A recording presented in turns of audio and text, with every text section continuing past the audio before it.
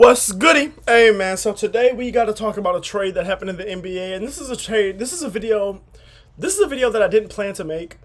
But considering the teams that are involved in this trade and one team in particular that's involved in this trade, I'm gonna make a video about it because this team deserves a video in and of itself, and this trade just gives me an excuse to talk about them. And that team is the Phoenix Suns. A few days ago, I wrote about, I want to say it was either a Hawks game or a Suns game, but it was after the Hawks and the Suns faced off.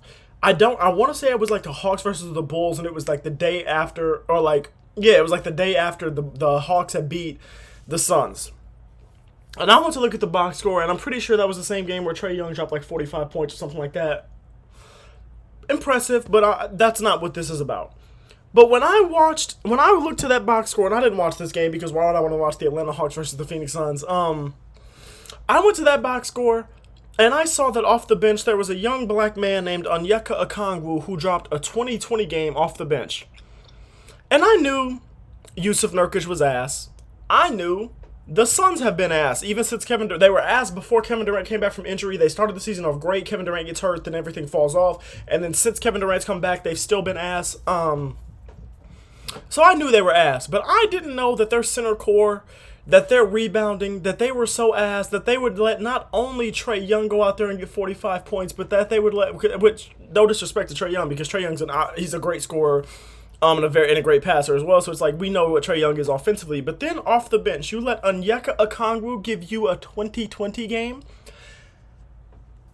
The Suns are about to get some bars for me, but before I get into that, let me explain what this trade was. I want to say it was like, the Suns gave up some second round picks from the Nuggets, and then one of their own, and then like I think it was like I don't know if it's one of their own. I don't think it's one of their own first. I think it's one of their own second round picks, and then like another second round pick from the Nuggets in like 2031 or something like that. It might have been a first rounder. I don't believe it was because I just don't believe that Nick Richards is giving you a first rounder. But they gave about a few second round picks and Josh Okogie for Nick Richards. I want to start this off by saying good trade for the Hornets. You got some picks that are interesting, and really the only one that's interesting is that 2031 Suns pick. Again, I don't know if it's first or second round, but whichever one it is, it's probably going to be a pretty high pick because the Suns are ass now. They're going to be even more ass then when Devin Booker could possibly be gone, and Kevin Durant will definitely be retired, and Bradley Beal will probably be retired too. So that's good for the Hornets and everything like that. They're losing their backup center, but Mark Williams in the games that I've watched of the Hornets this year has looked pretty good. And I think that Mark Williams was the better player. He's the younger player. I think we all kind of could agree that Mark Williams is just the better player. So I'm not mad at them getting some picks that could be valuable and everything like that, doing what they could do. To give up Nick Richards to a team that needs a lot more help than Nick Richards can give them. But Nick Richards is a very solid backup center. He's a solid player, and I'm not gonna lie to you, he might go on ahead and start for the freaking Suns. Just because that's how bad Yusuf Nurkic is, and that's how bad their center rotation is.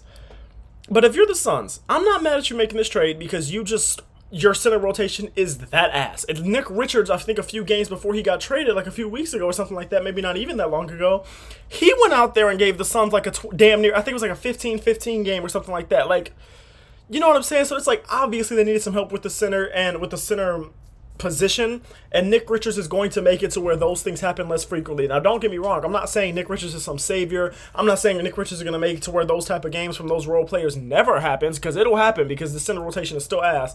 But he definitely makes it better. But if you're the Suns, I mean, I applaud you for doing something, but it's like you have still so many problems left. First of all, giving up Josh Okogie. A lot of y'all, if you're more of a casual NBA fan, you may not really give a damn about Josh Okogie, and maybe the Suns don't either, but him and Ryan Dunn are the only two like defenders that you have on this team, especially at the wings. If you want somebody to guard a forward and everything like that, it's him and it's the rookie Ryan Dunn. And the thing with him and Ryan Dunn is they can't really share the court together because they're basically carbon copies of each other. Not exactly, but it's like they're both good defenders. Neither one of them can shoot the ball worth a damn. So it's like, obviously Ryan Dunn's a rookie, so he has more potential to gain those parts of his game offensively than I just heard something move. Than Josh Okogie does, which is like, I'm not mad at them giving up Josh Okogie. I'm not at all insinuating that they should have given up Ryan Dunn. But what I am saying is that you just lost your only other defender at that position, even if that damn near on the team.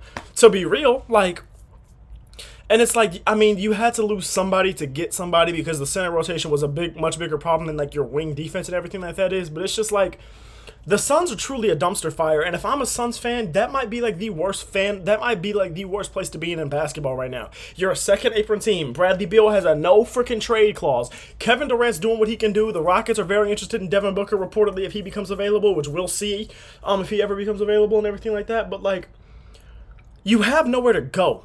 I mean, I love that Matt Ishbia is out here making the hot dogs and the drinks and everything like that more, and the nachos and everything more affordable at the game and at the stadium and everything, but you don't really have anywhere to go if you're the Suns, and I feel bad for Suns fans. I would much rather be a Wizards fan than a Suns fan. Hell, I'd even rather be a Pelicans fan than a Suns fan, because at least people want the players that you have more than they want a Bradley Beal who has a no-trade clause.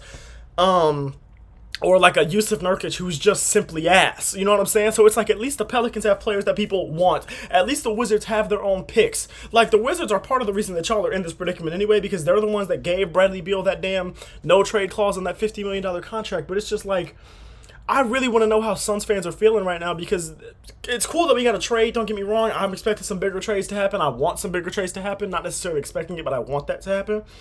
And it's cool that we got a trade, you know what I'm saying, before the trade deadline. We got about 3-ish weeks until that deadline's here. And good for the Suns for, I guess, you can tell your fan base that you at least tried to do something this season. Like, you at least tried to make it to where this team can make the playoffs, because when you're paying this much money to 3 players, and you've got 2 players that are top 5 players at their positions, in Kevin Durant and Devin Booker, missing the playoffs is nasty work, so y'all better not do that. You can't do that one. Y'all got swept in the first round last year, but you can't miss the playoffs completely. So I don't know, man. I want to know how y'all Suns fans are feeling right now. I want to know what y'all think about this trade. I want to know if y'all agree with me that saying that the Suns are probably in the worst position of any franchise in the league right now. But yeah, man, I love y'all. I appreciate y'all. There's already a 2K video in the works that y'all are going to get tomorrow. I'm interested to see how y'all like that, because I think it's a little bit of like a unique idea. But yeah, man, I love y'all. I appreciate y'all. Thank you for watching. Please don't forget to like, comment, and subscribe. I'm finna go eat. I'm finna go play some 2K with the boys. So, yeah, man, hope y'all have a great day. I love you.